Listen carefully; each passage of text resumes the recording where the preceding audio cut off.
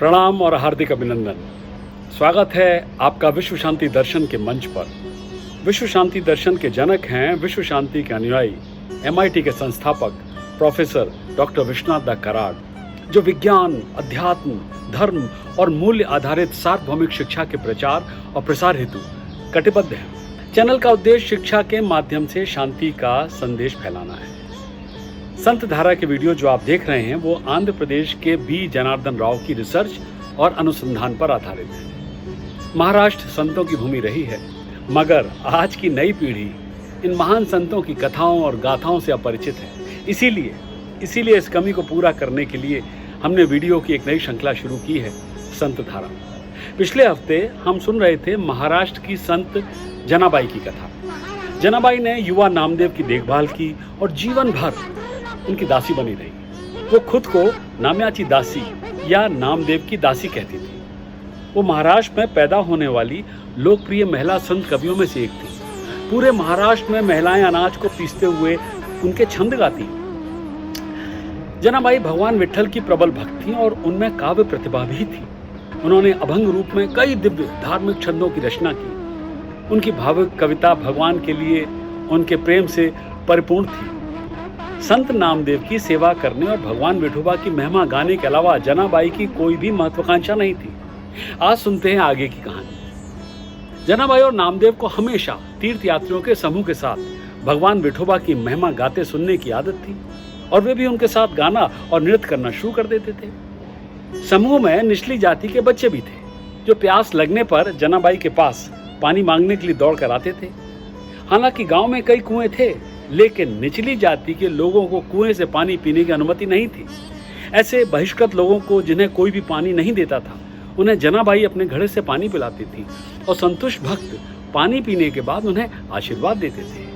मगर नामदेव की माता को जनाबाई का निचली जाति के लोगों को पानी पिलाना अच्छा नहीं लगता था और इसके लिए वे उन्हें उलाहना भी देती थी, डांटती थी। एक बार जनाबाई और नामदेव भगवान विट्ठल के मंदिर में पूजा करने के लिए गए। वहां उन्होंने मंदिर के बाहर एक बूढ़ा भिखारी देखा। चलो भिखारी को कुछ खाना देते हैं, जनाबाई ने कहा। लेकिन भगवान ने अभी तक नहीं खाया है, उनका भोजन होने के बाद मैं बूढ़े आदमी के लिए कुछ प्रसाद वापस लेकर आऊंगा, कहकर नामदेव मंदिर में चले गए। जब भगवान विट्ठल ने प्रसाद नहीं खाया तो नामदेव ने अपना सिर पत्थर से पीटना शुरू कर दिया। तब भगवान विट्ठल एक बच्चे के रूप में प्रकट हुए और खाना खाने लगे। लेकिन नामदेव ने उन्हें यह कहकर रोक दिया कि बाहर एक बूढ़ा भिखारी है और वे चाहते हैं कि भिखारी को कुछ खाना दिया जाए। नामदेव फिर थाली को बूढ़े आदमी के पास ले गए और जनाबाई ने बूढ़े भिखारी को खाना खिलाया।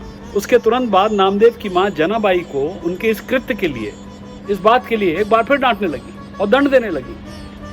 नामदेव एक बहुत ही भक्तिपूर्ण व्यक्ति होने के कारण हमेशा गाते और नाचते थे और अपने परिवार के कर्तव्यों को भूल जाते थे। जनाबाई ने नामदेव के परिवार, उनकी पत्नी और 2 बच्चों के पोषण के लिए कड़ी मेहनत की थी। जनाबाई भोजन के लिए विठोबा से प्रार्थना भी करती थी और जब विठोबा ने उन्हें भोजन दिया तो जनाबाई केवल उतना ही लेती थी जो उस दिन के लिए पर्याप्त हो। नामदेव को गरीबों में खुलेआम कपड़े बांटने की आदत थी। जनाबाई ने नामदेव को एक धनी व्यक्ति से कुछ पैसे उधार के रूप में लेने और फिर कपड़े बेचने का सुझाव दिया। नामदेव सुझाव को मान गए और फिर उधार लेकर वो कपड़े बेचने के लिए गाँव चले गए। एक गांव में उन्होंने कुछ ग्रामीणों को रोते हुए देखा तो उन्होंने उनसे पूछा कि उनके दुखी होने का क्या कारण है। ग्रामीणों ने उन्हें बताया, गांव वालों ने, कि उनके गांव को डाकुओं ने लूट लिया है और उनका खाना, पैसा, यहाँ तक कि उनके कपड़े भी लूट गए। उनकी इस दयनीय स्थिति को देखकर नामदेव ने उन्हें बेचने के लिए लाए हुए कपड़े बांट दिए और वे खाली हाथ घर लौट आए। यह हालत देखकर उनकी पत्नी उन्हें छोड़कर अपने पिता के घर चली गई।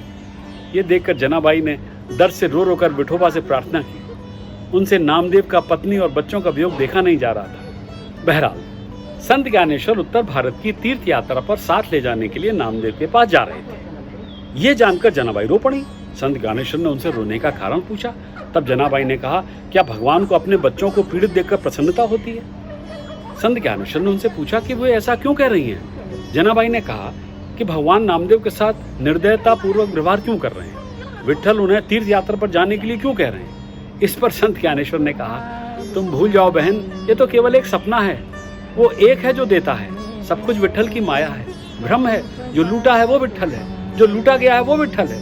नामदेव जिसने मदद की है वे विठल हैं। तुम जो रो रही हो तुम विठल हो। हाँ, जो तुम रो रही हो, सारा संसार विठल है। जब तुम्हें यह एहसास होगा तो तुम्हें कोई परेशानी नहीं होगी। यह संत ज्ञानेश्वर के दर्शन को भी इंगित करता है। ओहो, शंखनाद। शंख की गूंज एहसास दिला रही है कि जनाबाई की कहानी को यहीं देना होगा विराम।